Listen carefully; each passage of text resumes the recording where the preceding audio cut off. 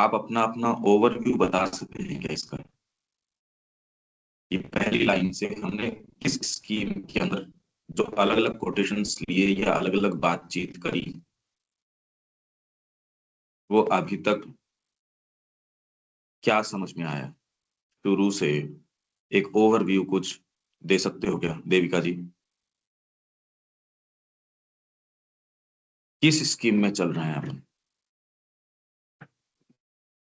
तो पहले पहले दिन तो हमें लाइफ के बारे में बोला था, लाइफ को एक्सप्लेन किया था, जिसके अंदर आपने बताया था जो ब्रह्मस्पति है वो पावर ऑफ सोल है और उसने मैटर को क्रिएट करा है। तो और ये उसके हाँ लॉज जी। भी। हाँ अब जी। मैंने ये क्यों क्यों कहा, ये बात क्यों दी अपन ने? क्योंकि आप लाइफ को एक्सप्लेन करना चाहते हैं, क्योंकि इसमें है in the right view both of life end of yoga, all life is either consciously और सबकॉन्शियसली अ योगा।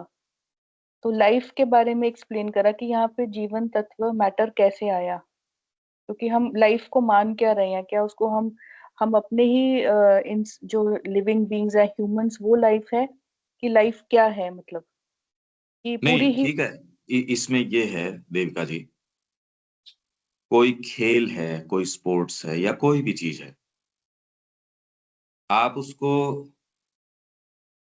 या तो ये कह दो कि ये बाई चांस है, इसके पीछे कोई मीनिंग नहीं है, तो ये बात तो गले कम उतरती है। आप जैसे ही कहते हो यहां जीवन है या कोई भी चीज है, तो आपके प्रश्न ये उठेगा भी इसके पीछे का उद्देश्य क्या है, इसके पीछे का हेतु क्या है, इसके पीछे की स्कीम क्या है, उद्देश्य क्या है, या कोई भी ये प्रश्न तो उठना चाहिए।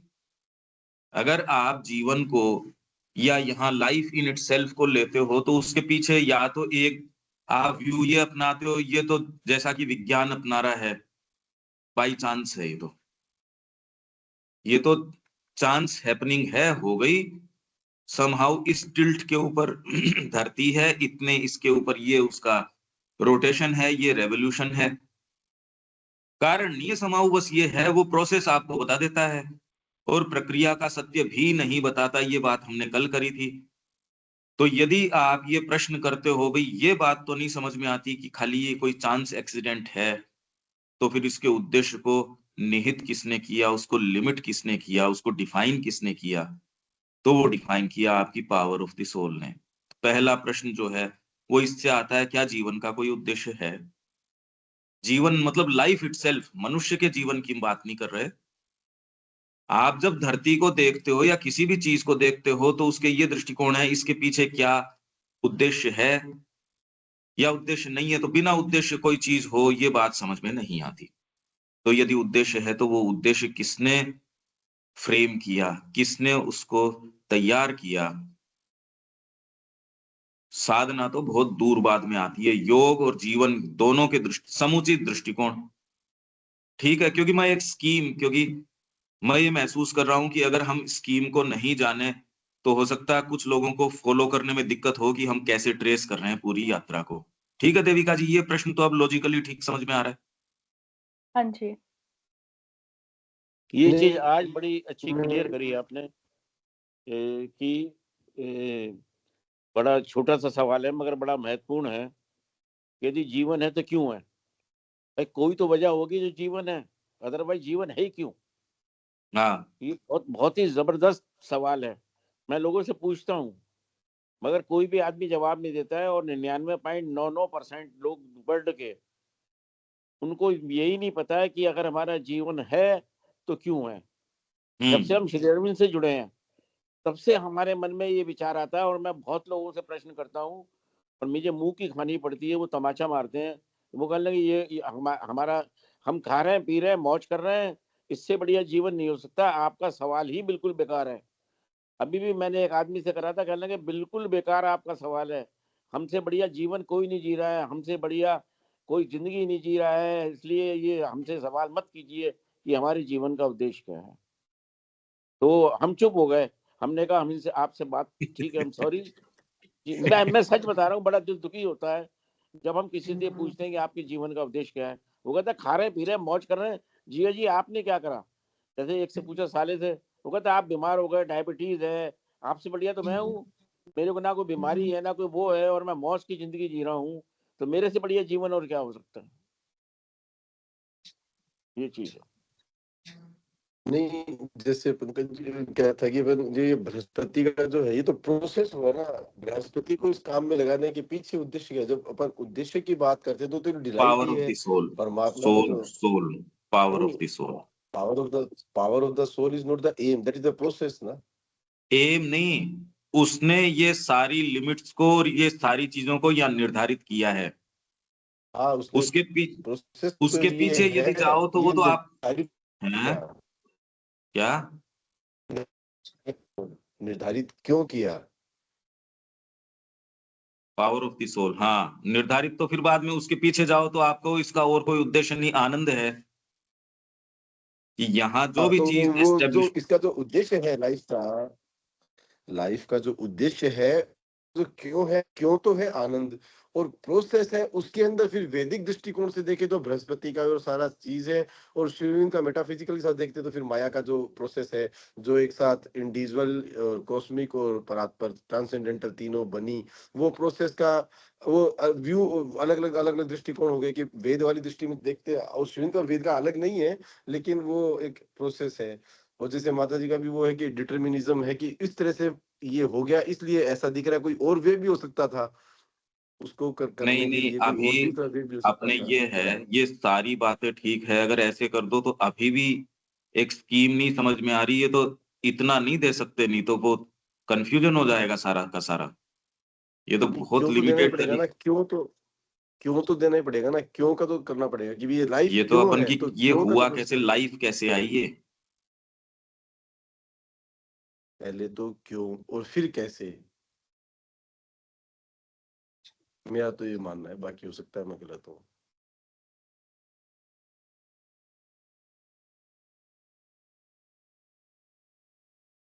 हेलो हेलो, अब आ रही है क्या? जी हेलो, जी आ रही आ है रही है आवाज। आवाज? हाँ आ ठीक रही है, है, आ रही है, आवाज आ रही है। ठीक ठीक ठीक, ठीक है। हाँ शब्या जी, आप क्या बोल रहे हैं? ये पहले हम योग का मतलब तो समझते थे यूनियन विथ डिवाइन, हाँ लेकिन वही यहाँ है जो सारा जीवन वो, योग है हाँ वो वही है। उसको देख, यूनियन विथ डिवाइन, तो डिवाइन हाँ डिवाइन ही सृष्टि का मुख्य तत्व है। डिविनिटी ही एक्सप्रेस करने के लिए सृष्टि का मुख्य नहीं, निर्माण किया गया। एकमात्र तत्व है, मुख्य तत्व नहीं, डिवाइन के अलावा और कोई चीज ही नहीं है, मुख्य नहीं, वही है। नहीं, डिवाइन जब, और हम अभी उस स्टेज में नहीं पहुंचे हैं कि हम अपने को डिविनाइज्ड माने या डिविनाइज है, हम डिविनाइज, हमें हमारे अंदर डिवाइन जो है उसको प्रकट करना ही जीवन का उद्देश्य है। लाइफ है तभी हम उसको प्रकट कर सकते हैं, लाइफ नहीं रहने से हम उसको प्रकट करने का सवाल ही नहीं उठता है। तो लाइफ और यहाँ योग।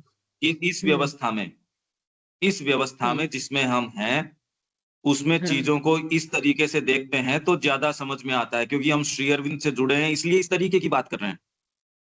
हाँ, इसलिए हमको श्री एक ये अरविंद चीज, से जुड़े हैं तभी तो हम इस चीज को, जीवन का उद्देश्य क्या है, जीवन का उद्देश्य हम जो मनुष्य शरीर किए हैं, पशुवत जी रहे हैं, वो हमारा खाना पीना सोना हमारा जीवन का उद्देश्य नहीं है। हमारा जीवन का उद्देश्य हमारे अंदर जो छिपा हुआ डिवाइन आत्मा के रूप में है, हम उसको प्रकट करके, अभी जो हम आत्मक मानव बने हुए हैं, अभी हमारा, हमको चलाने वाला हमारा अहम है, हमारा प्राण कहिए तो प्राण डिजायर से बना है, तो डिजायर हमको चला रहा है। और माइंड, मन, प्राण और शरीर, ये तीन चीज हमको मिला है डिवाइन को एक्सप्रेस करने के लिए, डिवाइन को अभिव्यक्त करने के लिए। लेकिन वर्तमान समय तक डिवाइन को अभिव्यक्त न करके वह अहम को अभिव्यक्त कर रहा है, इसलिए वो अभी तक पाश्विक प्रवृत्ति से हटा नहीं है। तो सारा जीवन योग है। जब हम इस चीज को जानते हैं, जान गए हैं कि हमारे अंदर आत्मा है और उसी आत्मा को प्रकट करने के लिए ही हमारा जीवन है। जब हम अहम के जगह में आत्मा को अभिव्यक्त करने लगेंगे तो जीवन का हर क्षेत्र में हमारा जीवन योग हो जाएगा। काहे कि हम जुड़ जाएंगे अपने अंदर के आत्मा से और उसको अभिव्यक्त करने का प्रयास करेंगे, और वही करने के लिए ये जीवन धारण किया गया है। जीवन मिला है, शरीर नहीं, मिला फिलहाल है, फिलहाल तो मन मिला है। हमारा ध्यान इसके ऊपर है कि हम किस स्कीम को ट्रेस कर रहे हैं। अभी तो लॉजिकली क्या है कि माइंड के विकास की जरूरत है कि हम क्या किस तरीके से ट्रेस कर रहे हैं वो बात कर रहे हैं कि हम ये यात्रा किस लिए कैसे ट्रेस करके आए, नहीं तो हम विषयांतर हो जाएंगे। और इसके लिए अपने पॉइंट्स बना। माइंड तो मिला है हमको सब। अभी जिस जीवन में हम लोग जी रहे हैं, माइंड के द्वारा ही सब कुछ समझने का प्रयास कर रहे हैं। लेकिन कई जगह पढ़े सुने सब हैं कि श्री अरविंद को पढ़ने के लिए, श्री अरविंद को समझने के लिए, जानने के लिए हमको माइंड से नहीं करना है, हृदय से करना है, आत्मा से करना है, सोल से करना है। तो हम सोल के प्रति सचेत होना, हमारे अंदर के सोल को अभिव्यक्त करने के लिए जो हम प्रयास करते हैं वही हमारा योग होगा। और ये सचेतन रूप से भी करना है, अचेतन रूप में तो है ही, हो ही रहा है काम। नहीं, हृदय लगाओगे तभी मन का विकास होगा, हृदय नहीं लगाओगे हाँ, तो माइंड हृदय नहीं बस मिलेगा ये। इसके अंदर। हाँ, हृदय। अब जब हमको आपका दो हृदय चीज अगर के प्रति सचेत है। श्री अरविंद में यदि आपका हृदय नहीं होगा तो माइंड का भी विकास इसीलिए हो नहीं रहा, क्योंकि हृदय नहीं उसमें नहीं, हृदय तो और ही कहीं है हमारा। नहीं, तो पहले हम ये चीज जानते नहीं न थे कि हमारे अंदर ही वो आत्मा है जिसको हमको अभिव्यक्त करना है, हाँ, और पर अभी तो हमारे हमको इस अंदर ही स्कीम में चलना है। सभी अभी शक्ति। तो आत्मा है तो अभी हमारे शब्या अंदर जी, फुल पावर है। शब्या आत्मा जी, का अभी सारा। शब्या जी, हाँ। अभी तो हमको हम्म। टेक्स्ट को पकड़ के चलना है, क्योंकि ये बातें तो हम टेक्स्ट में सारे ही तो जानते हैं। बोल रहे हैं। ये तो कह रहे हैं ना कि जीवन और योग को समुचित, जीवन को यदि हम समुचित दृष्टिकोण से देखें और योग को, हाँ, योग का, जीवन और योग का मतलब है कि हम जो वास्तविक रूप में हैं, हमारा क्रिएशन जिस रूप के लिए किया गया है, हम उस उद्देश्य के प्रति सचेत हों। तो कैसे होंगे? तो हम इस नहीं, बात को यहाँ वो बात नहीं है। मन से यहाँ यहाँ स्वीकार नहीं है वो करेंगे। बात। यहाँ वो बात नहीं है। अपन एक स्कीम ट्रेस कर रहे हैं, अपन उसको अभी तक जो ट्रेस करी है उसको सारांश के अंदर की अभी तक हमने क्या ट्रेस करी है वो बात कर रहे हैं। योग क्या है वो अभी डिफाइन नहीं कर रहे, और योग में तो एक पूरा पिटारा है कि वास्तव में क्या है। तो अपन तो लाइन बाय लाइन उस तरीके से ट्रेस कर रहे हैं। तो सबसे पहले इसके अंदर कि आप अगर इस जीवन की बात करो तो ये जीवन कैसे आया, किस तरीके से और क्यों इसी क्रम को इसने लिया, ये नियम कैसे आए, यदि जीवन के पीछे उद्देश्य, तो सबसे पहले अपन ने ये कहा यदि आप जीवन को भी देखते हो तो आपको एक दृष्टिकोण ये अपनाना पड़ेगा कि इसके पीछे कोई उद्देश्य नहीं है, ये तो बाई चांस हो गया यहाँ।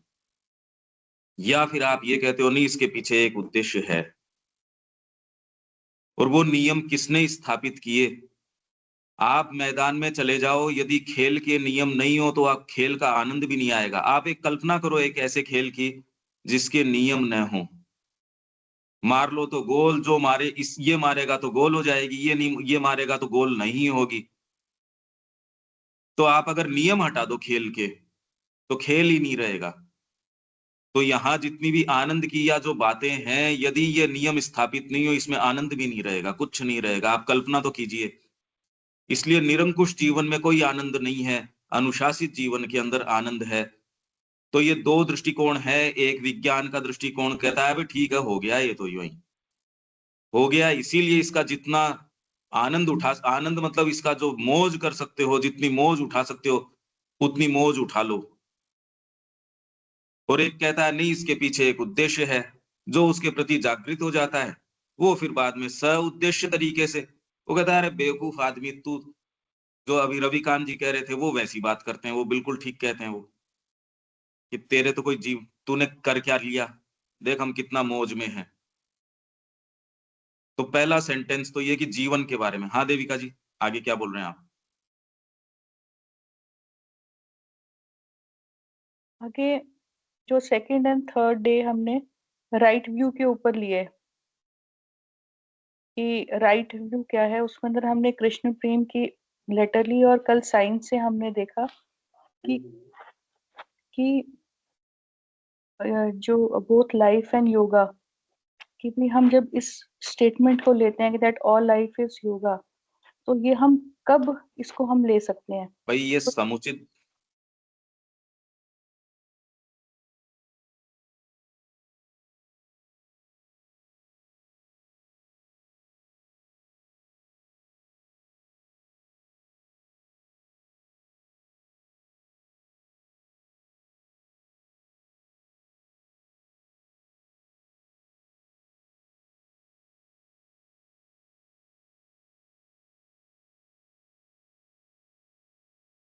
आवाज नहीं आ रही।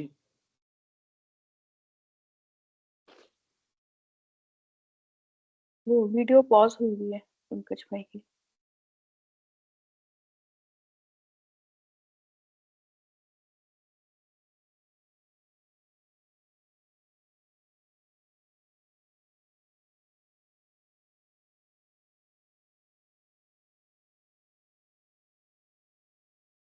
Hello hello. आवाज आ रही है? हाँ, अब बीच बीच में आज मेरा कनेक्शन गड़बड़ है। हाँ देविका जी। तो दोनों सिचुएशंस के अंदर हमने ये देखा, चाहे साइंटिफिक व्यू से चाहे जो कृष्ण प्रेम की लेटर से, कि जब हम कॉन्शियसनेस में असेंड करते हैं तभी हम ये समझ पाते हैं कि जो लाइफ है वो योगा है, दैट इज वो यूनियन विद द डिवाइन है। तो राइट भाई व्यू, राइट व्यू जो है ना, अपन ये कह रहे हैं कि राइट व्यू, एक तो व्यू क्या हो, क्योंकि अगर आप शांति से बैठ के देखेंगे तो कि देखें कैसे इसको। मेन बात तो ये है, यदि आप सही दृष्टिकोण से कोई चीज को नहीं देखते, ये होटल है या एक लाइब्रेरी है या ये एक स्पोर्ट्स ग्राउंड है या क्या है, यदि इस बारे में आपके पर्सपेक्टिव नहीं हो तो आप कोई चीज का कुछ नहीं समझ सकते। हाथी की यदि पिक्चर नहीं हो तो आप कभी भी उसके सारी डिटेल्स मिलाते रहो, वो कभी आप इसको जान ही नहीं सकते। इसलिए ये एक बड़ी समस्या है कि सही perspective in right view of things, तो राइट व्यू लाए कैसे। तो उसके लिए आप जब भौतिक चीज की भी बात करते हो तो तुरंत विज्ञान का सहारा लेते हो, तो वो हमने बात करी कि भी राइट व्यू वो आपको देता नहीं। उसके लिए भी आपको एक दूसरी चीज में, क्योंकि व्यू ही है, कोई भी चीज जीवन के बारे में, धरती के बारे में, कोई भी आपको एक व्यू अपनाना पड़ता है और उस दृष्टिकोण से आप चीजों को एक्सप्लेन करते हो। इसके अलावा और कोई डायरेक्ट आइडेंटिटी से जो नॉलेज है उसका तो कोई दूसरा तरीका, मतलब उसका कोई विकल्प ही नहीं है। व्यू के अलावा जितना भी धरती पे एक्सप्लेनेशन है व्यू ही है खाली, और कुछ नहीं है। तो इसलिए व्यू तो व्यू ही है, कोई मोनोपोली तो कोई चीज की हो नहीं सकती। तो इसीलिए समुचित दृष्टिकोण जरूरी है, उसका कल्टीवेशन जरूरी है। तो पहले तो इसके अंदर एक जबरदस्त बात हो गई। तो मैंने ये कहा कि श्री अरबिंदो जो व्यू लेके चल रहे हैं, आप वहां खड़े होके देखोगे तो आपको वास्तव में समझ में आएगा कि सारा क्रम विकास है वो एक ही ओर इंगित कर रहा है। यहां तक हम आ गए। ठीक है देविका जी? हाँ जी। भैया, हाँ जीवन और जीव जो है, तो सजीव और निर्जीव जो हम लोग बचपन से पढ़े थे कि सजीव का मतलब है कि जन्म लेना, विकसित होना और फिर विनष्ट होना, या जन्म लेना, विकसित होना, अपने समान रिप्रोडक्शन करना और फिर भी नष्ट होना। और यहाँ जो जीवन निर्जीव है, जो जो जैसा है उसी तरह का रहता है, उसी उसमें परिवर्तन नहीं होता है, विकास नहीं होता है। जीवन और सजीव निर्जीव में तो हम लोग यही पढ़े थे। हो सकता है वैज्ञानिक दृष्टिकोण हो या और कुछ हो। हम लोग दृष्टिकोण में दो दृष्टिकोण तो थोड़ा थोड़ा तक, एक है बाहर बाहर से चीज जो देखने को मिलता है, आंतरिक रूप में उसका वही स्वरूप है, वैसा तो नहीं होता है। हम अब यदि अपना ही विश्लेषण किया जाए तो हमारा बाह्य पर्सनालिटी हम हर समय बाहर की तरफ छितराए हुए रहते हैं, उसी के अनुसार हम क्रिया प्रतिक्रिया करते रहते हैं। बाह्य को जो इंद्रिय गोचर होता है उसी के अनुसार करते हैं। लेकिन वास्तव में जो हम अंदर से देखना कि इस घटना के पीछे घटने का कारण क्या है, उसकी ओर जब हम जाते हैं तो हमारा दृष्टिकोण बदल जाता है। तो बाह्य दृष्टिकोण, आंतरिक दृष्टिकोण, ये दो दृष्टिकोण तो हम समझ रहे हैं, लेकिन और क्या है हाँ, पर ये भी पूरे नहीं है। हम्म, बाह्य दृष्टिकोण भी आप जो देखते हो उसके लिए विज्ञान की, और क्यों हमने विज्ञान और स्पिरिचुअलिटी दो का कल बात करी थी हमने। मूलभूत बात थी कल वो, विज्ञान जो है अपनी विषय वस्तु में प्रवेश नहीं कर सकता। विज्ञान का तरीका है, जो आप कह रहे हो बाह्य दृष्टिकोण, वो शरीर को देखता है, उसका एनालिसिस करता है, और वो विषय वस्तु में प्रवेश नहीं कर सकता। योग उसके साथ सीधे तादात्म्य में, पर अब तादात्म्य आप पेड़ से स्थापित करो तो पेड़ भी अपने बारे में कितना जानता है? इससे ऊपर की भी एक चेतना है। खाली तादात्म्य से जो प्राप्त है ज्ञान, वो तो डेफिनेटली बाह्य कोई भी चीज है। तो यही हम कह रहे हैं समुचित दृष्टिकोण। दृष्टिकोण तो आप पहले जो आप समझते थे उससे अब कल्टीवेट हो गए, इससे और आगे जा सकते हो। तो मोनोपोली तो कोई चीज की फिर हुई नहीं। तो इसीलिए हम कल्टीवेट अपने आप को कर रहे हैं। श्री अरविंद कहाँ खड़े होके देख रहे हैं, वो भाषा समझें बस। और कल्टीवेशन का क्या तरीका है? संगीत में ये चीज सही है, ये अगर आपको जो संगीतकार बता देता है, आप उस मानक के हिसाब से चलते हो। जीवन में यही है, जो स्थापित श्रेष्ठ लोग करते हैं, व्यक्ति दूसरे उसके अनुसरण करते हैं। तो श्री अरविंद एक हमको परिप्रेक्ष्य दे रहे हैं, वो दृष्टिकोण से हम देखने की कोशिश करते हैं चीजों को। पहले तो उस तरीके से देखना सीखें, ये है अभी तो प्रयास। हाँ जी, देविका जी क्या बोल रहे हैं आप? ठीक है, तो आत्मा के दृष्टिकोण से न देखने को कहते हैं। आध्यात्मिक दृष्टिकोण तो हम आत्मा के दृष्टिकोण से जब चीज को देखना शुरू करें तब तो उसको आध्यात्मिक दृष्टिकोण कहते हैं। अपने हाथ में थोड़ी है ये, अपने हाथ में है क्या ये कि आत्मा के दृष्टिकोण से देख लें? नहीं नहीं, हाथ में नहीं है, लेकिन तो फिर तो वो तो कह ही दिया कल कि प्रयास तो योगी उस ज्ञान तक इस तरीके से नहीं पहुंचे। ये तो कल यही बात थी कि अध्यात्म जो है उसको बिल्कुल सीधे उसी से, यही तो कल हमने बात करी थी। बाकी तो ये अपने हाथ में होता तो अपन उसी से देखते। ये एक बड़ी विचित्र बात है, जिसका जो दृष्टिकोण है, मान लो जो भी है, उसी से देखता है, वो क्या कर ले और क्या कर सकता है। एनी हाउ, तो फिर ये कह रहे हैं क्योंकि इस शब्द से हमारा तात्पर्य है सत्ता में छिपी गुप्त क्षमताओं, और हमने क्षमताओं की बात करी थी कि अभिव्यक्ति द्वारा आत्म पूर्णता की दिशा में एक प्रणालीबद्ध प्रयास, और उस प्रयास में विजय की उच्चतम स्थिति है उस वैश्विक और परात्पर अस्तित्व के साथ मानव व्यष्टि सत्ता का ऐक्य, जिसे हम मनुष्य में और ब्रह्मांड में आंशिक रूप से व्यक्त देखते हैं। ये भी एक स्कीम है, इंडिविजुअल, यूनिवर्सल और ट्रांसेंडेंट। ये मनुष्य इस तरीके से बोलता है।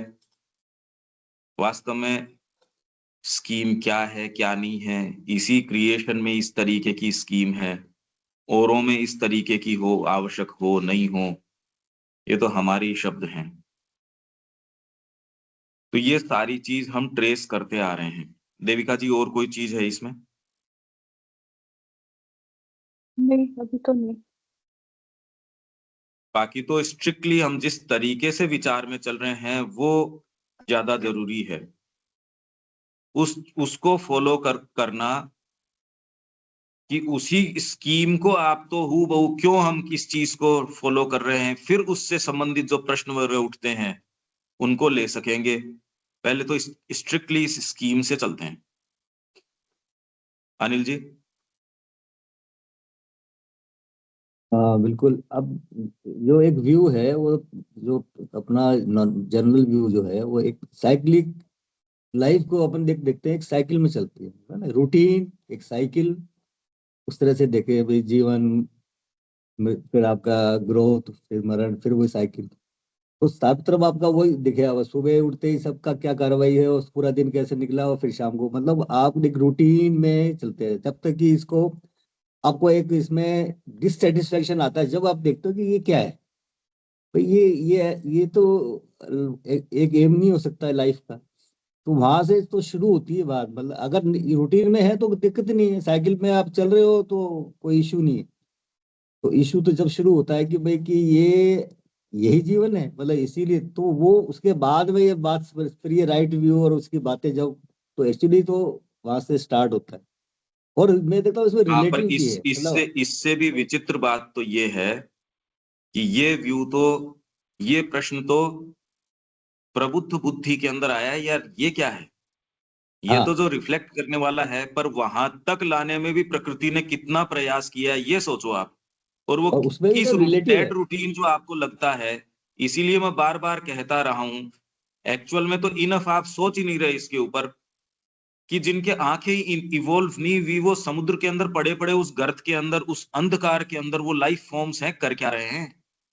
हाँ कोई उद्देश्य नजर नहीं आता। बिल्कुल।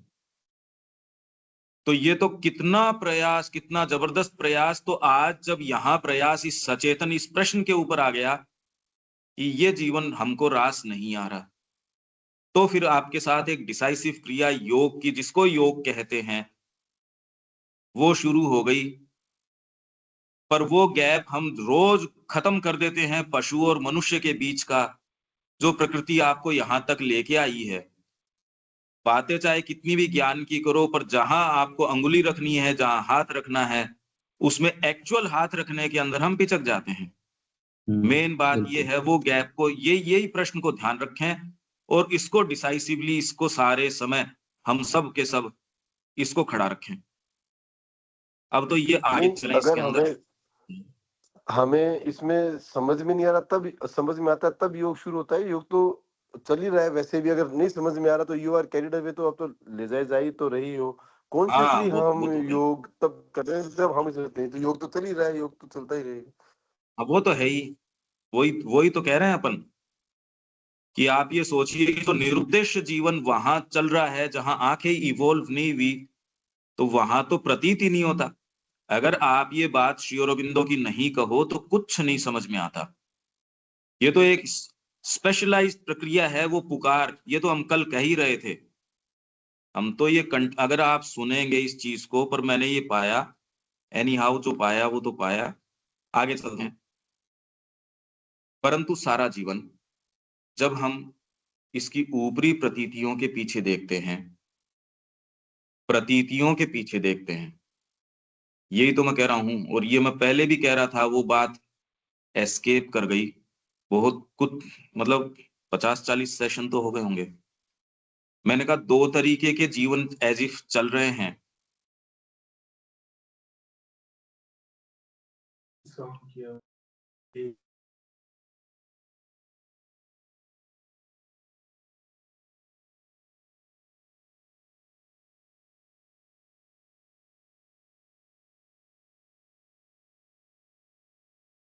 हेलो। जी, आवाज क्लियर थी पंकज में? क्लियर ही आ रही है अभी भी, पहले से? मेरे यहाँ से टूट टूट जाता है बीच के अंदर। एनी हाउ, जो हम ये कह रहे थे, ये बड़ा साफ साफ नजर आता है कि बाहरी जीवन जो चल रहा है और एक आंतरिक जीवन चल रहा है।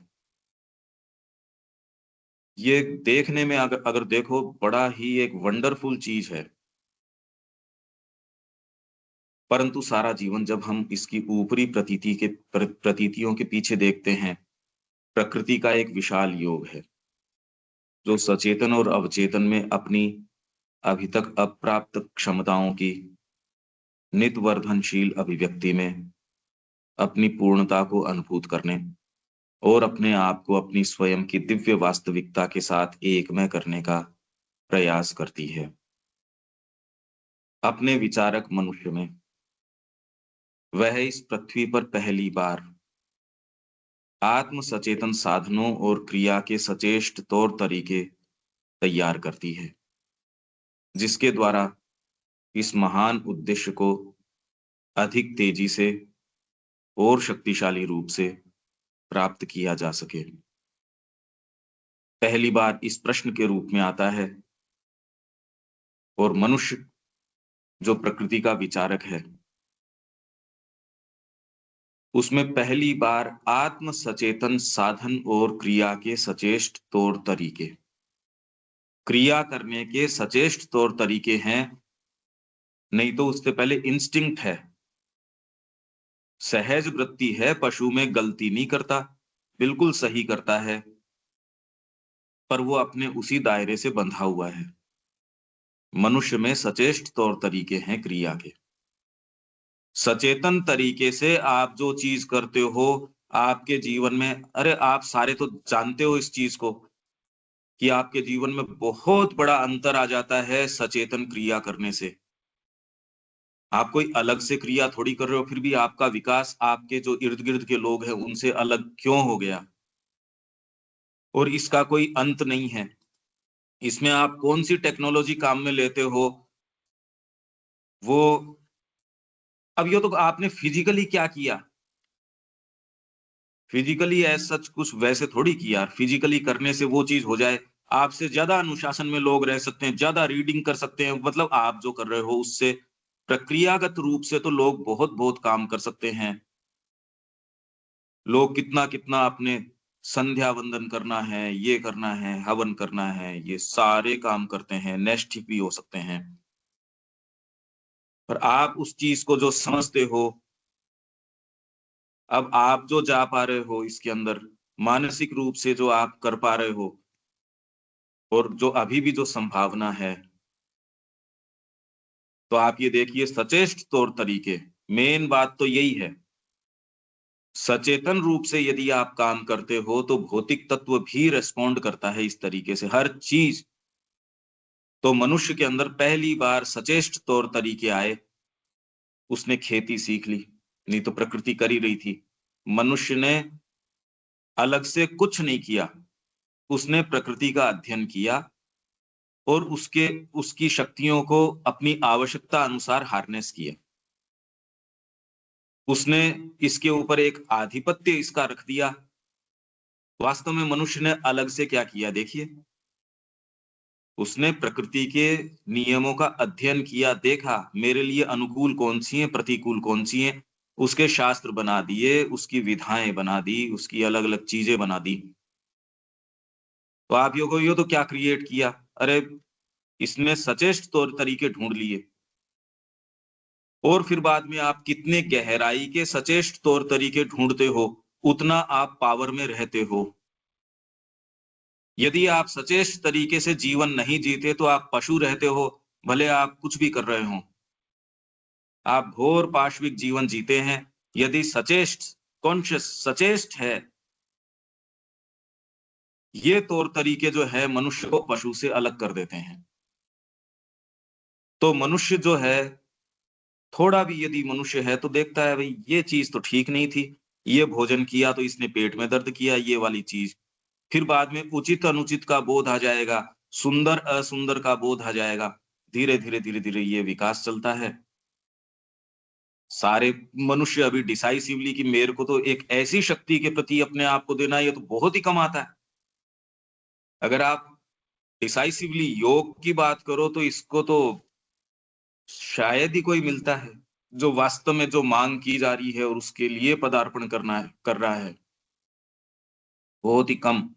और एक्चुअल में फिर बाद में अपनी निम्न प्रकृति के ऊपर अपनी उच्चतर प्रकृति को स्थापित कर पा रहा हो, पर फिर भी कॉमनली एक मनुष्य के अंदर, जिसको मनुष्य कहा जा सकता है, उसमें आप क्रिया के सचेत तौर तरीके देख सकते हो। तो इसमें प्रकृति की जो क्रिया है, जो इतने हजारों लाखों वर्षों से आपके डायनासोर्स हैं और पता नहीं क्या क्या तरीके के आए, उससे मनुष्य के अंदर कितनी ज्यादा फास्ट हो गई ये क्रिया। एक जीवन काल के अंदर भी एक पहले तो बिल्कुल घोर रूप से तामसिक व्यक्ति है, धीरे धीरे धीरे ट्रांसफॉर्मेशन होते देखा है आपने लोगों का। अरे कितना परिवर्तन आ गया यार। एक दिन आपको तो लगता है अचानक हो गया, अचानक नहीं, पर किसी एक दिन वो ऐसा निर्णय ले लेता है दूसरे करे, वाह। यही तो कहानियां हैं, जो भक्तों की कहानियां आप पढ़ते हो। पहले उसका क्या जीवन था, पहले कोई डाकू था, पहले कभी कुछ क्या क्या थे वो, और अचानक उनका जो परिवर्तन आता है वो एकदम ट्रांसम्यूट हो जाता है। ये प्रक्रिया आपकी हो जाती है, पर ये प्रक्रिया एक ऐसी है, फिर बाद में इसके आयाम अपने तरीके के हैं। आप पहले बैलगाड़ी से चल रहे थे या जिन भी तरीकों से चल रहे थे, फिर आप हवाई जहाज से चल रहे थे, उसमें भी आयाम चेंज हो गया। अब आप मन की गति से चल रहे हो। सीगल्स की जो कहानी है वो आप पढ़ो, वो यही सिखा रहा है। आप अपने तौर तरीकों से उड़ते हो, जितना आकाश आप कर सकते हो, तो दूसरा कहता है यार ऐसे नहीं, ऐसे भी किया जा सकता है। भाई जितने आपके पंख हैं उस तरीके से उड़ लेते हो, उसको आप जीनियस कह देते हो। टेक्नोलॉजी ऑफ कॉन्शियसनेस चेंज नहीं हुई, टेक्नोलॉजी तो वो की वही है। अभी शिक्षा में एक बड़ा प्रश्न है, इतना समय लगाया जा रहा है, सीखता है वो थोड़ा सा। यातायात की टेक्नोलॉजी तो चेंज हो गई, कम्युनिकेशन की टेक्नोलॉजी में फर्क आ गया, फास्ट हो गई, और कई टेक्नोलॉजीज में फर्क आया, पर ये शिक्षा वाली, जब ज्ञान अंदर ही है आपके, तो ये ऐसी क्या बात है, इतना दूभर क्यों है ये सिखाना? नहीं तो आत्मा की शक्तियों को यूं ही जागृत कर दो, जब ज्ञान भीतर है। तो ये टेक्नोलॉजी की इस तरीके की टेक्नोलॉजी है, तो मनुष्य के अंदर ये सचेत तौर तरीके, खाली ये नहीं कि पंखों से आप उड़ रहे हो, सचेत। मैं एक खाली आपको एक सिमिली दे रहा हूं, आपको एक एक सोचने के लिए, आप विचार कर सकते हो।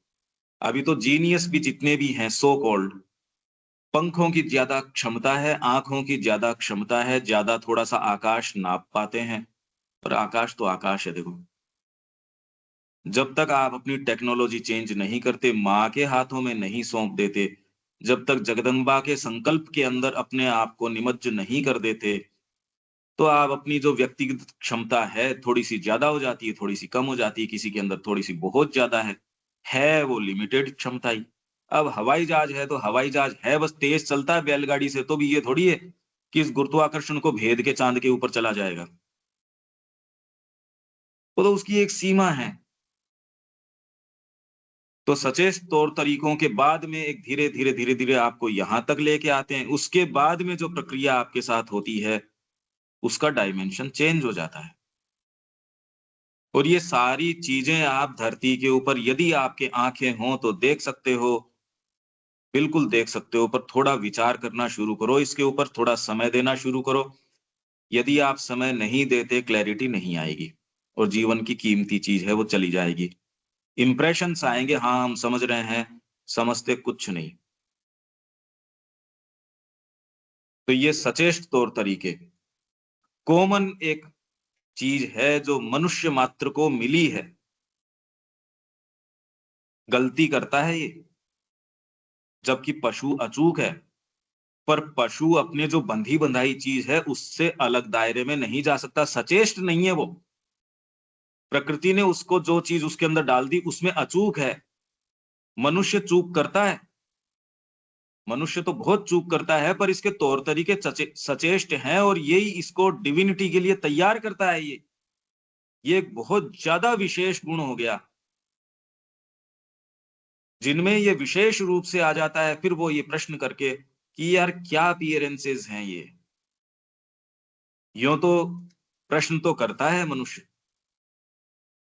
प्रश्न करके ही उसने अपनी कृषि डेवलप करी, उसने रहने सहने के तौर तरीके डेवलप किए, उसने राजनीति है, अपनी अर्थतंत्र है, शिक्षा नीति है, चिकित्सा शास्त्र है, फिर लिखने के, जीने के तरीके, संस्कृतियों के तरीके सामान्य तरीके नहीं है।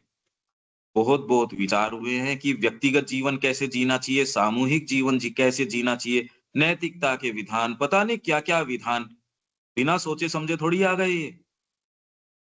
ये सारी चीजें सचेत तौर तरीकों के कारण आ गई, पर इसमें जो स्पेशलाइज्ड जो तरीका है योग, ये एक दुर्लभ चीज है। ये एक ऐसा डायमेंशन है जो लोग कहते तो बहुत हैं, खुलता नहीं। ये यदि आप विचार करो यार, इसमें परिवर्तन क्या आता है ऐसा, क्योंकि हम उत्तर तो हमारे पास सबके पास है, पदार्पण करने वाला साहस नहीं आ रहा कि हम पदार्पण डिसाइसिवली है कि अब मेरी एनर्जी और किसी चीज में जाएगी नहीं, केवल यही। तो इसका मतलब वो डायमेंशन अभी तो ट्रेस करना बाकी है। योग फिर बाद में क्या करता है, अब इसमें आगे चलते हैं।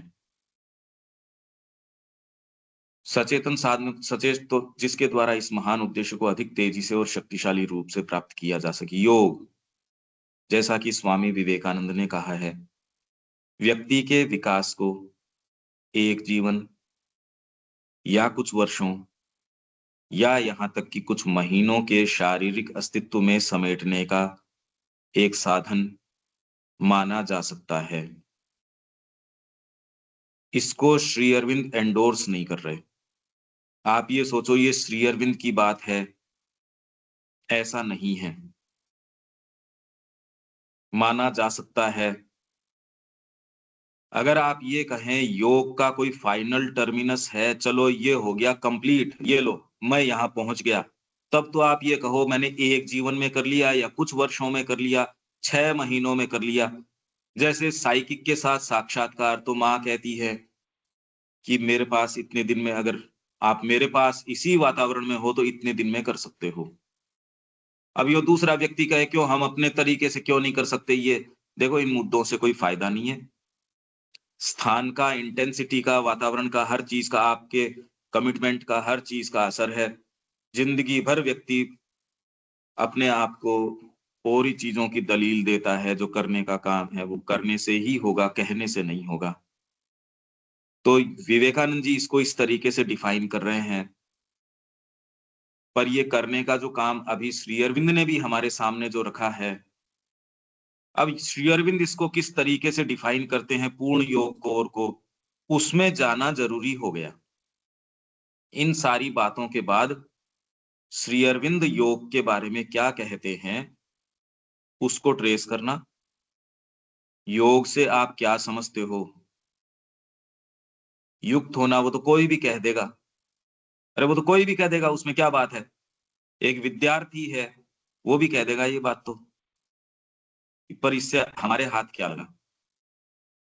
इसलिए योग की कोई अमुक प्रणाली, उन सामान्य तरीकों के एक चयन या संकीर्णतर पर तीव्रता के अधिक ऊर्जस्वी रूपों में घनीभूत करने से अधिक कुछ नहीं हो सकती, जिनका उपयोग पहले से ही शिथिल रूप से बड़े पैमाने पर तसल्ली के साथ किया जा रहा है, जिसमें ऊपर से देखने में सामग्री और ऊर्जा की अधिक भारी बर्बादी होती है, पर जिसमें अपने विशाल ऊर्ध्वगामी प्रयास में महती माता द्वारा अधिक पूर्ण संयोजन से निर्माण किया जाता है। इसका दीपक क्या अर्थ है इस लाइन का? इसलिए योग की कोई अमुक प्रणाली,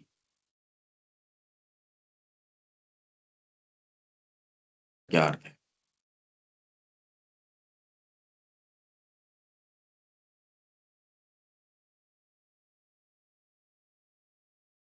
योग की जो कोई है जो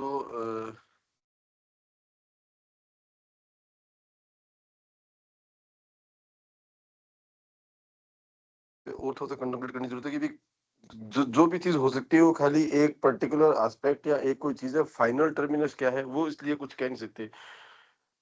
एक थोड़ा सा टाइम दे, मैं दोबारा एक बार इस पे और सर्च करके देता हूँ। हाँ अनिल जी, आप कुछ कह सकते हैं क्या, इसलिए योग की कोई अमुक प्रणाली?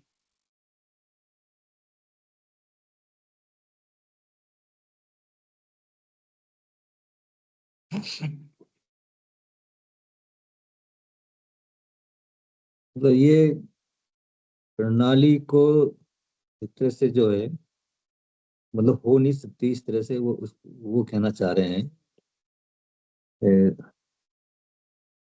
selection, compression into a narrower but more energetic form of intensity.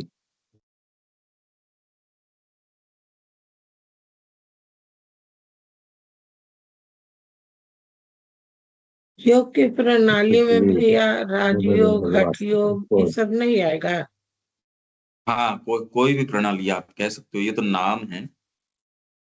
बाकी प्रणाली के अंदर ये है कि आपके शरीर है, आपके प्राण है हठ योग, और आपके शरीर, मन है। प्राण। इसके अंदर आप किसको किस दृष्टिकोण से लेके किस तरीके से करते हो। एक जना आपके प्राण को पहले पकड़ता है, उससे शरीर के ऊपर दबाव डालता है। गीता भी अपने तरीके से योग विकसित कर ही रही है। गीता के सारे अध्याय योग हैं। कर्म योग, बुद्धि हर ज्ञान योग और भक्ति योग। भाई आप हर को योग कह रहे हो ना।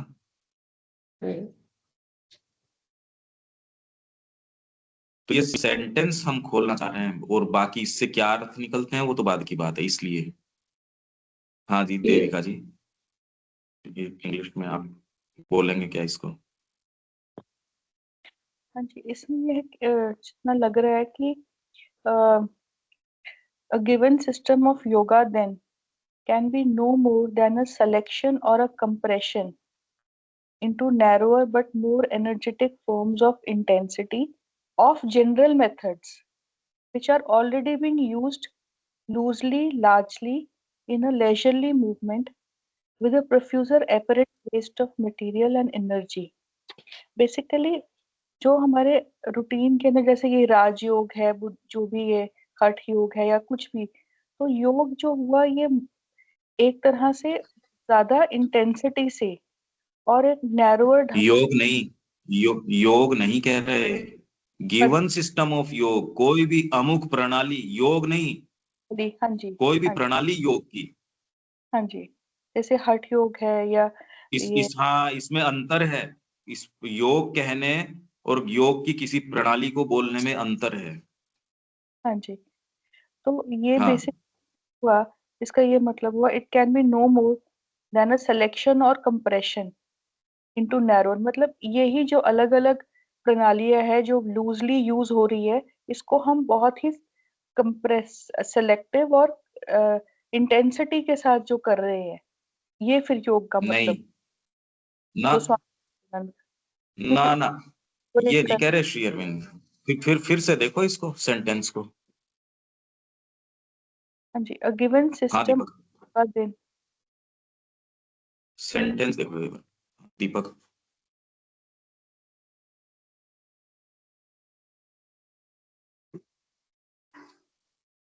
कोई भी, क्योंकि ये सिंथेसिस ऑफ योगा का ओपनिंग चैप्टर है, तो इसमें क्या आगे जाकर के अलग अलग सारी प्रणाली के बारे में बताएंगे श्रीविंद, और फिर लाकर इंटीग्रल योगा को लेकर के आते हैं। नहीं तो यहाँ क्या कह इसमें रहे योग, हैं? हाँ, तो इसीलिए तो उसकी प्रीफेस की जैसे ही कि भी जो भी योग के जितने भी सिस्टम्स ऑफ योगा कोई भी हम देखते हैं, तो वो नैरो है, ये उससे कुछ हो नहीं सकता। मतलब कि एक ना नहीं कोई नहीं, चीज पकड़ सेंटेंस करके। ये नहीं कह रहा। सेंटेंस क्या कह रहा है वो देखो आप। ये नहीं कह रहे कोई कि मैं सामान्य योग की तरीके और से प्रणालियां बताऊंगा। सेंटेंस तो ये कह रहा है कि जो प्रकृति ने जो जो तरीके अपनाए, क्या कह रहे हैं, सामान्य तरीकों के एक चयन या संकीर्णतर पर तीव्रता के अधिक ऊर्जस्वी रूपों में घनीभूत करने से अधिक कुछ नहीं है, जिनका उपयोग पहले से ही शिथिल रूप में बड़े पैमाने पर तसल्ली के साथ किया जा रहा है, पर जिसके अंदर ऊपर से देखने में ऊर्जा की बहुत ज्यादा बर्बादी नजर आ रही है। ये अब एक व्हेल मछली क्या कर रही है, उसको आप क्या कहोगे, ऊर्जा की कितनी भयंकर बर्बादी है। कि अगर आप ये कह रहे हो कि भगवान से युक्त होना, योग मतलब युक्त होना, तो वो कर क्या रहे हैं वो लाइफ फॉर्म्स? तो इतनी बर्बादी है उसके अंदर, प्रकृति के अंदर, ऊपर से देखने के अंदर। उन्हीं प्रक्रियाओं को जो प्रकृति के अंदर आपको बर्बादी वाली प्रतीत होती हैं, योग की प्रणालियां उन्हीं का एक चयन है, उनका कंप्रेशन है। हम अलग अलग प्रणालियां लेंगे ये नहीं कह रहे। आप सेंटेंस को देखो, फिर से देखते हैं, देखो इंग्लिश के अंदर देखते हैं। देयरफॉर, नहीं, कहाँ गए अपन, ये रहा, ए गिवन सिस्टम ऑफ योग। योग का कोई भी अमुक तंत्र, कोई भी अमुक प्रणाली, then can be no more than a selection और ए कंप्रेशन। किसका? इसको तो छोड़ दो, आप इसको छोड़ दो, इनटू को तो छोड़ो। तो योग की कोई भी जो आप अमुक प्रणाली कहते हो, वो इससे अधिक नहीं हो सकती। किससे अधिक? सिलेक्शन, चयन। आपको माला बनानी है, प्रकृति के अंदर असंख्य तरीके के फूल हैं, मैंने कहा जी मेरे को तो गेंदे की बनानी है, एक सिलेक्शन कर लिया। यो तो आपके मन है, प्राण है, हठ योग में पर्टिकुलर ये करते हो, इसमें ये करते हो। सांस तो आप रेगुलरली जनरल तरीके से ले रहे हो, पर जैसी ही प्रणाली बनाई आपने कहा प्राणायाम हो गया है या ब्रीदिंग एक्सरसाइज हो गई, और उससे आपके परिणाम मिलने शुरू हो गए। तो इसलिए कोई भी गिवन सिस्टम ऑफ योग है can be no more than a selection और ए कंप्रेशन। सिलेक्शन, चयन, वही प्रक्रियाओं का चयन जो प्रकृति कर रही है, उनका चयन और उनका कंप्रेशन। यूं तो आप कर रहे हो, पर आप कह रहे हो नहीं मेरे को तो 1 घंटे बैठ के ये अध्ययन करना है, सुबह मेरे को ये काम करना है। जैसे ही आप अनुशासन लगाते हो, जैसे ही कंप्रेशन अपने आप के ऊपर करते हो, इनटू तो छोड़ दो, इनटू से लेके यहां तक कंप्रेशन या सिलेक्शन किसका? ऑफ द जनरल मेथड्स, उन सामान्य तरीकों का सिलेक्शन और उनका घनीभूतीकरण।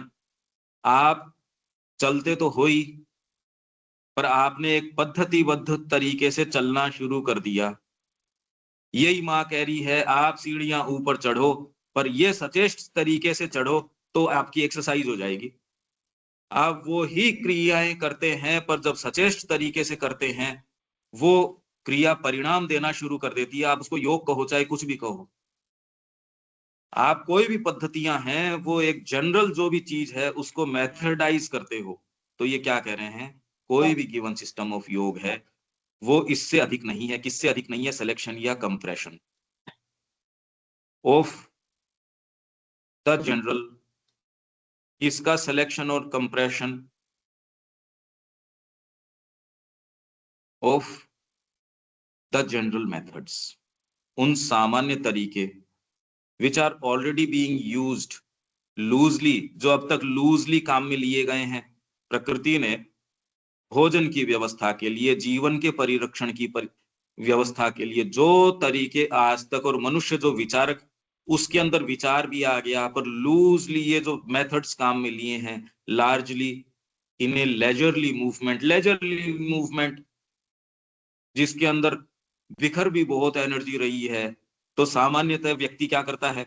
अगर आपको संपूर्ण जीवन ही योग है ये जानने के बाद भी जीवन तो चला गया कितना सारा, और एक व्यक्ति एकदम सीधे जाता है। यही कृष्ण प्रेम के लिए कहा।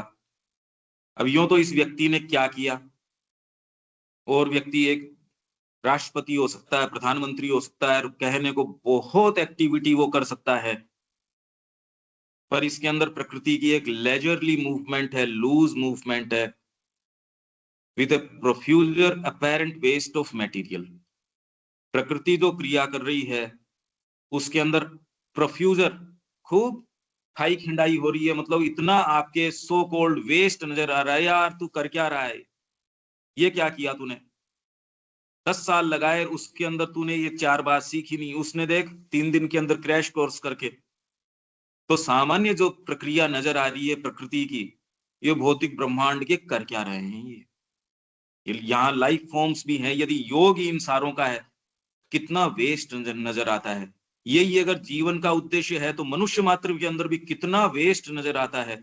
इनफैक्ट आपने साधना अपना ली, और माँ से किसी ने कहा माँ कितना पैसों का वेस्ट हो रहा है यहाँ, माँ ने कहा अरे कोई ये क्यों नहीं कहता चेतना का कितना वेस्ट हो रहा है यहाँ आश्रम के अंदर, profuse waste of material and energy.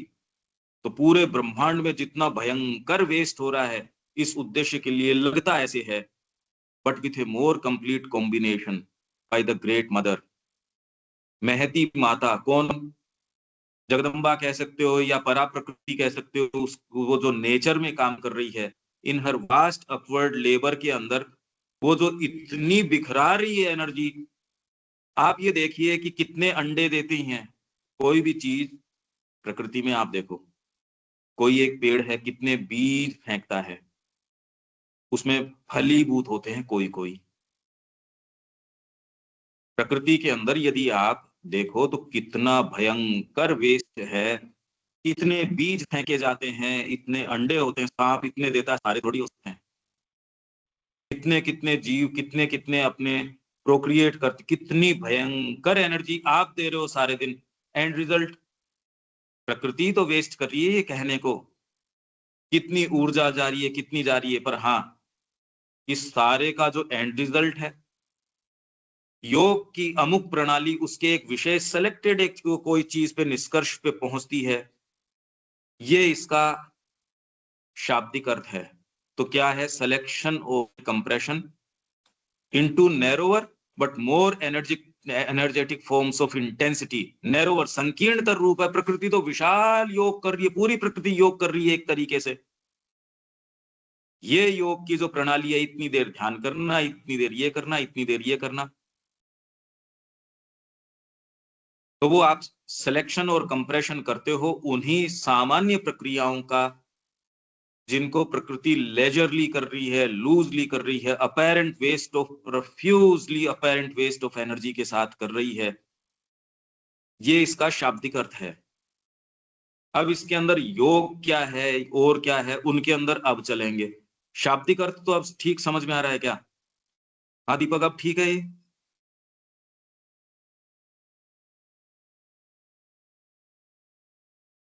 Devika जी? हाँ, शाब्दिक अर्थ ठीक है। नहीं, जो मदर वाली जो मदर वर्ड आया है, इसको जरा एक बार हाँ, क्लियर, मेरा ध्यान हट गया ग्रेट था। मदर, ग्रेट मदर जो प्रकृति शक्ति है, जो जगदम्बा है, अगर आप ये कहें कि भगवान का संकल्प या पराप्रकृति के रूप में यहाँ प्रकृति काम कर रही है, जो शुरू से इस सारे को लेके आ रही है। पहली बार सचेष्ट तौर तरीके तो मनुष्य में आए, उससे पहले के जितने भी तरीके हैं उसमें कितना वेस्ट नजर आता है। यदि योग उद्देश्य है तो उनमें तो सचेष्ट तौर तरीके ही नहीं है। कितना वेस्टेज नजर आता है कि उन सारों को प्रकृति मनुष्य के स्तर तक या विचारवान को इस स्तर तक लेके आए, और मनुष्य में भी कितना वेस्ट है जो डिसाइसिव इस प्रक्रिया तक आए। अगर योग आप उद्देश्य कहते हो तो उसकी प्रणाली, अमुक प्रणाली उस सारी क्रियाओं का चयन और कंप्रेशन है जो प्रकृति में आपको लूज वेस्ट के अंदर नजर आती हैं, सो कॉल्ड। पर उसका एंड रिजल्ट वास्तव में क्या है?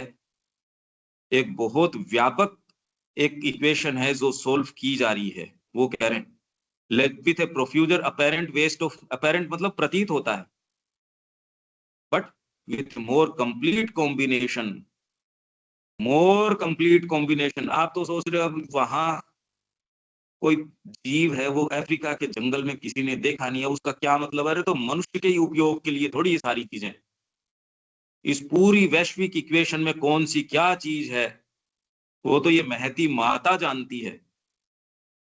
जगदम्बा की शक्ति, परा प्रकृति जो यहाँ इस सारी चीज को अनफोल्ड कर रही है, वो इस सारे समीकरण को जो हमको लगता है apparent waste of material and energy, वस्तुओं का और ऊर्जा का कितना भयंकर वेस्ट है, पर उसमें पता नहीं क्या इक्वेशन है जो भगवान सोल्व कर रहे हैं। योग उसको इंटेंसिफाई कर देता है। तो योग की कोई भी अमुक प्रणाली है, वो इन सामान्य प्रक्रियाएं जो महती माता काम में लेती है उसका एक चयन और कंप्रेशन है। ये इसका अर्थ है रविकांत जी। ठीक है दीपक? ये अभी ठीक है, क्लियर। हाँ, ये थोड़ा सा अपने को सारों की हेल्प की जरूरत है, यूं हमको अपना तरीका चेंज करना पड़ेगा। ये क्योंकि पढ़ के खाली यो इम्प्रेशंस जो आते हैं वो नहीं, इसीलिए मैं स्ट्रिक्टनेस की थोड़ी मांग कर रहा हूं। वो सबके ही लाभ के लिए है, नहीं तो इससे सिंथेसिस क्या, सारी पढ़ जाओगे तो भी ऐसे कैसे रहोगे, उससे आएगा क्या फिर। हाँ देविका जी। जी ठीक है पंकज भाई, क्लियर है। लिटरली अब समझ रहे हो ना। हाँ जी। अब इसमें योग, श्री अरविंद का योग, या वास्तव में योग कहें किसको, और मैंने आपको कल भी ये कहा था कि मैं कंटिन्यूअस इसके बारे में कई दिनों से सोच रहा हूं, मेरे अपने इंट्यूशंस हैं, पर मेरे पास कोई इसके उत्तर, क्योंकि जितना मैं सोच रहा हूं उतने प्रश्न उठ के आ रहे हैं। इसका अगर स्पेसिफाइड कोई प्रोसेस है, पर कोई ये योग हो गए, आप युक्त हो गए, ये कोई बातें अगर ये हो चुकी तो ये तो पहले ही हो चुकी, फिर श्री अरविंद ने नया क्या दे दिया। अगर योग की पद्धतियां वो तो पहले हैं भाई, ऐसे थोड़ी है योग की पद्धतियां नहीं है, अनादिकाल से जो चला आ रहा है योग। तो श्री अरविंद ने ऐसा क्या नवाचार दिया जो पहले नहीं था, ऐसी क्या बात है, क्या कोई इतिश्री है। समन्वय इसी में न मीन है इनका, सभी योग का समन्वय। ना ये गलत रूप में रखा जाता है कि ये योग भी ले लिया, इसका निष्कर्ष कर लिया, ये भी योग भी ले लिया, इसका भी कर लिया, और इसको एक कोई जोड़ तोड़ बिठा के एक कोलिशन की सरकार आपने बना ली। इसका बिल्कुल ये अर्थ नहीं है कि कोई भी व्यक्ति सोच के अपूर्ण योग में कैसे जाएगा, और श्री अरविंद ने सारे को सिंथेसाइज करके एक पूर्ण योग बना दिया कि 4 टुकड़े इसके ले लिए, बढ़िया चीज 4 उसकी ले ली, 10 चीज उसकी ले ली, एक ये पूर्ण, कि उन योगों में अपूर्णता है। बिल्कुल ऐसी बात नहीं है, ये तो चयन आपकी आत्मा का है। जब माँ और श्री अरविंद वहां विद्यमान है और कृष्ण प्रेम कह रहा है मेरे को जो प्राप्त करना मेरे ही गुरु से प्राप्त करना है, अगर वो अपने गुरु को छोड़ के श्री अरविंद के पूर्ण योग, सो कॉल्ड पूर्ण योग में लगता है, तो उसका योग पूर्ण नहीं हो सकता। तो ये एक वहम पैदा किया गया है जो श्री अरविंद के सो कॉल्ड अनुयायी हैं उनके द्वारा, कि ये और योग जो समाप्त हो उसमें पूर्ण योग होता है, और योगों में कमी है। ये सब टोटल बकवास है। ये चयन तो आपकी आत्मा करती है कि उसको किधर जाना है और कैसे जाना है। श्री अरविंद के योग में भी प्रवेश करके कोई एक सीधी लाइन थोड़ी कि ये कर लो तो पूर्ण है, ये कर लो तो अपूर्ण है, ऐसा है नहीं कोई चीज। भक्ति योग में जाएगा तो कोई अपूर्णता में चला जाएगा, और कोई ये ज्ञान मार्ग में चला जाएगा, तो ऐसी कोई बात नहीं है कि इन्होंने उन योगों का सिंथेसिस किया और ये किया। ये तो मैंने पहले ही आपको बता दिया। श्री अरविंद ने बाद में कहा कि कुछ चैप्टर्स, और अब जो मेरा योग हुआ है, क्योंकि ये तो 14 से 21 तक इन्होंने लिख दिया था, कुछ को रिवाइज किया था, श्री अरविंद के जीवन काल में ये छपी नहीं थी। तो इसके बारे में जो फाइनल वर्डिक्ट है वो तो माँ का है। योग के संबंध में जो बातें हैं, जो नई डिस्कवरीज है, वो तो माँ में मिलेंगी। वो सारा तो इसलिए इतना प्री मैच्योरली कहें हम, जब तक पदार्पण नहीं कर रहे हैं, ये टू प्री मैच्योर है कि और दूसरे अपूर्ण कर रहे हैं, श्री अरविंद के अनुयायी पूर्ण कर रहे हैं। ये कोई ऐसी बिल्कुल बात नहीं है। ये मार्ग अपनाओ, और आपके अपनाने से थोड़ी होता है कोई पूर्ण या अपूर्ण। आपकी अंतरात्मा का चयन है कि ये तो मेरा गुरु है। अब कितना भी अवर हो, वो आपसे इंफीरियर हो, वो क्षमताओं के आधार पे गुरु थोड़ी बनता है। ये मैकेनिज्म बहुत अलग है। यही तो एक विचित्र बात है। ये तो खाली हम समझने के हिसाब से थोड़ी लचीली बुद्धि हो, माँ के काम में आ जाए बस। झूठे वहम न पाल बैठे इसके अंदर। ये अपूर्ण है, ये पूर्ण है, ये ऐसे, ये बिल्कुल ऐसी बात नहीं है। ये तो देविका जी भी उस समय कर रही थी कि भी योग के बारे में, तो मैंने कहा ऐसे नहीं कि 4 सूत्र तो आपने इसके पकड़ लिए, हट के पकड़ लिए, 4 सूत्र राज के पकड़ लिए, तो इनको 20 को मिलाया तो पूर्ण योग हो गया, और सबको बताएंगे। तो ऐसी कोई बात नहीं है। जैसी है वो बताई नहीं जा सकती, जो है सो वो हम फॉलो करेंगे एकदम स्ट्रिक्टली। लिटरली श्री अरबिंदो जो कह रहे हैं वो समझने का प्रयास करेंगे, उसके जो अर्थ है वो निकालते रहो फिर। पर कम से कम जो श्री अरविंद कह रहे हैं उसको लिटरली हम समझ जाएं, फिर जो आपके हृदय में जैसे वो उजागर होता है वैसे होता रहे। पर वो तो समझ लें जो श्री अरविंद लिटरली कह रहे हैं। तो अब मैं अपेक्षा रखता हूं कि आप आज की और पहले जो जितने भी सेशंस हुए वो सुनेंगे, बहाने नहीं रखेंगे, न खुद को बहाने देंगे। वो आप अपने साथ दुर्व्यवहार कर रहे हैं बहाने दे के, और किसी के साथ नहीं। तो यहाँ विराम देते हैं। जय श्री माँ। जय श्री। जय श्री राम।